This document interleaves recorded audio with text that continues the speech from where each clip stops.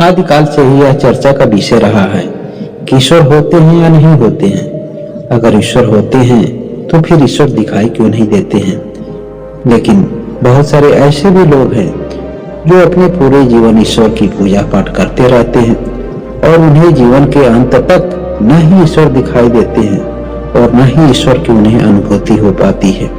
तो क्या हम आसानी से यह मान लें कि ईश्वर होते नहीं हैं या यह जाने कि ईश्वर होते हैं। कुछ इसी तरह के प्रश्न इस समाज को दो भागों में विभाजित करता है।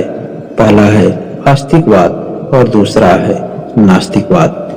लेकिन इन सभी बातों से बुद्ध कितना सहमत हैं, इस संबंध में बुद्ध का कहना क्या है, आइए जानते हैं बुद्ध की एक छोटी सी कहानी से। बुद्ध की इस कहानी में हम प्रवेश करें इससे पहले जो लोग अभी तक हमारे इस चैनल को सब्सक्राइब नहीं किए हैं वह अवश्य ही सब्सक्राइब करें और बेल आइकन की घंटी को जरूर दबा दें। बहुत समय पहले की बात है, एक क्षत्रिय ज्ञानी हुआ करता था। वो अपने ज्ञान में इतना अधिक निपुण था कि किसी को भी अपने ज्ञान के सामने टिकने नहीं देता था और यही ज्ञान उसके अहंकार का एक दिन सबसे बड़ा कारण बना।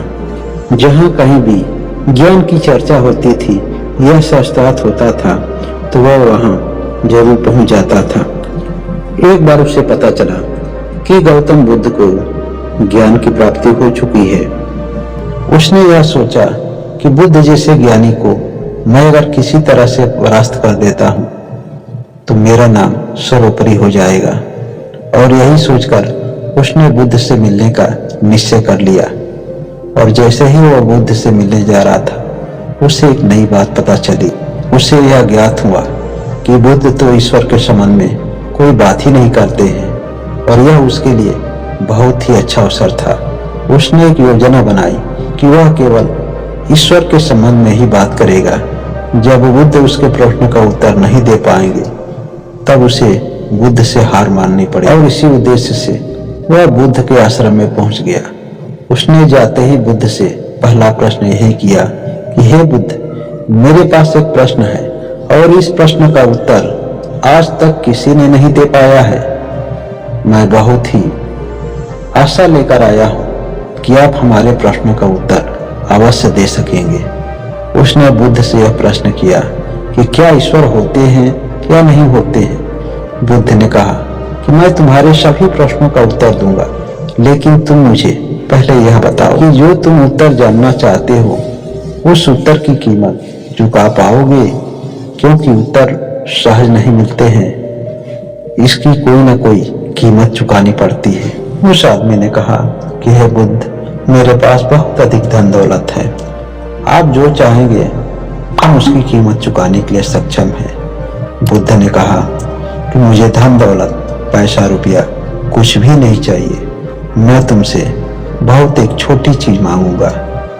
उसने बुद्ध से कहा, अवश्य, आप जो भी कुछ कहेंगे मैं वह सब कुछ करने के लिए तैयार हूँ। बुद्ध ने कहा कि तुम अपना 2 वर्ष मेरे पास रहकर मौन अवस्था में गुजारोगे। उसने बुद्ध की जैसे ही बात सुनी, बुद्ध की यह बातें उस आदमी को थोड़ा अटपटी लगी। उसे ऐसा लगा कि अगर 2 साल तक मैं बुद्ध के साथ रहूंगा तो मेरे ज्ञान के प्रदर्शन का क्या होगा। लेकिन वह बुद्ध को वचन देकर फंस गया था। उसके पास कोई दूसरा विकल्प नहीं था और उसने बुद्ध के सामने हामी भर दी। बुद्ध ने कहा कि आज तुम जाओ, आराम करो और कल तुम हमसे आकर मिलना। वह आदमी घर वापस लौट गया और पूरी रात जाकर सोचा कि हमने एक बहुत बड़ी समस्या मोल ली है। काश मैं बुद्ध से यह प्रश्न ही नहीं करता तो आज मेरे 2 वर्ष आसानी से मच गए होते और मैं 2 वर्ष तक अपने ज्ञान का प्रदर्शन करता रहता। सुबह आकर उसने बुद्ध से मिला और बुद्ध के समक्ष मौन धारण किया। धीरे धीरे उसका मौन धारण 4 महीने तक होने लगे। वह अंदर ही अंदर बहुत बेचैन होने लगा। वह मौन धारण करने की वजह से बहुत बेचैन रहता था और कभी कभी तो उसे अंदर ही अंदर गुस्सा भी होता था। जब भी बुद्ध से उनके शिष्यों ने उनसे प्रश्न करते, यह भी बेचैन हो जाता कि काश मैं मौन की अवस्था में नहीं होता तो मैं उनके प्रश्नों का उत्तर जरूर बताता। और कभी कभी तो अपनी इस मौन की अवस्था से अंदर ही अंदर क्रोधित होता था। एक दिन वह क्रोध की वजह से बुद्ध के सामने आया और एक छोटा सा पत्थर पटक कर वापस चला गया। बुद्ध ने उस आदमी के मन की भावनाओं को समझ लिया था और उसके पीछे पीछे गए। उस आदमी से एक तालाब के किनारे आने को कहे। वह आदमी उस तालाब के किनारे गया और बुद्ध ने कहा कि तुम थोड़ी देर के लिए चाहो तो अपना मौन तोड़कर अगर कुछ प्रश्न है तो तुम जरूर पूछ सकते हो। उस आदमी ने सिर हिलाकर नहीं के लिए उत्तर दिया। बुद्ध ने कहा किस पानी के अंदर देखो, क्या तुम्हें चंद्रमा दिखाई दे रहे हैं? उस आदमी ने सिर हिलाकर हाँ का जवाब दिया। बुद्ध ने उस आदमी से कहा किस पानी में एक छोटा सा कंकड़ डालो, और उस आदमी ने उस पानी में एक छोटा सा कंकड़ डाला और फिर उस आदमी से कहे कि क्या अब भी तुम्हें चंद्रमा दिखाई दे रहे हैं? तो उस आदमी ने सर हिलाकर नहीं का जवाब दिया। बुद्ध ने कहा कि जिस दिन तुम अपने आप को इस क्रोध से मुक्त कर लोगे और अपने सभी तरह के विचारों से मुक्त कर लोगे, उस दिन ईश्वर तुम्हें बाहर नहीं तुम्हारे अंदर दिखाई देंगे।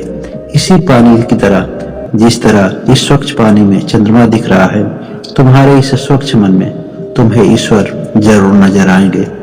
बुद्ध की यह सरल भाषा उस आदमी को स्पष्ट समझ में आने लगी। तब उसे यह ज्ञात हुआ कि उसने जो ज्ञान का भ्रम पाल रखा था वह तो झूठा था। उससे कहीं ईश्वर की प्राप्ति होने वाली नहीं, वह केवल मेरा अहंकार था।